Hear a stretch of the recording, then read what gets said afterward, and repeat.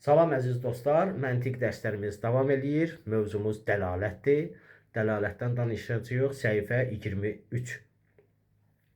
Dəlalət başlıqlı hissəni oxuyuram. İnşallah onu izah eləməyə çalışacağıq. Buyurur ki, qeyd etdik ki, məntiq elminin birbaşa əlaqəsi mənalarladır. Məntiqdə birbaşa mənalar rol oynayır. Sözlər sadəcə vasitəsidir. Ancaq digər tərəfdən də mənalarla sözlər arasında o qədər sıx bağlılıq vardır ki, sözləri eşitməklə, onları görməklə və yaxud oxumaqla, yəni və ya dərhal sözlər də bizim zehnimizə, görməklə və ya oxumaqla dərhal onun mənaları da bizim zehnimizdə canlanır. Sözü oxumaqla mənasını dərhal bilirik. Təbii ki, bu sözün mənasını bilənlərə aiddir. Məsələn, ağac sözü. Ağac sözünü deyən kimi, zahirdə onun mənası nədir? Onun predmeti nədir? Zehindən xaricdə bir dənə ağac sənin zehnində canlanır. Bu bağlılıq bir növ dəlalət əlaqəsidir. Həmin sözlə məna arasında olan bağlılıq. Buna görə də sözü dəlalət edən, onun mənasını isə dəlalət edilən adlandırırlar. Bu belə. Ancaq dəlalət yalnız bundan ibarət deyil.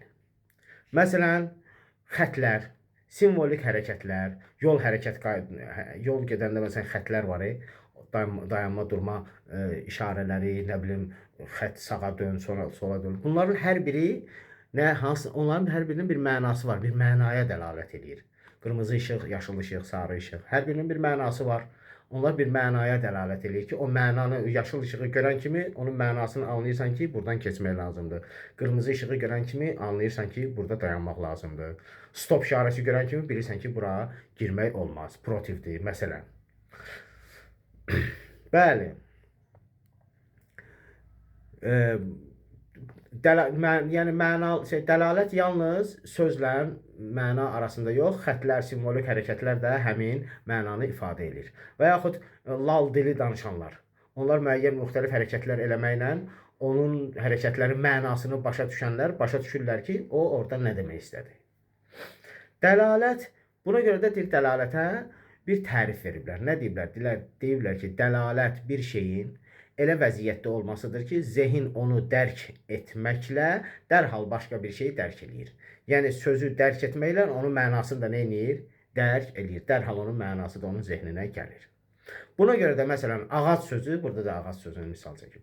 Obyektiv aləmdə, yəni zehndən xaricdə, bu gördüyümüz aləmdə olan ağaca dəlalət etdiyi kimi, ağac sözü ddəlalət edir obyektiv aləmdə hər hansı bir ağaca. İndi tut ağacı desən, tut ağacına. Nə bilim, ərik ağacı desən, ərik ağacına dəlalət edəcək.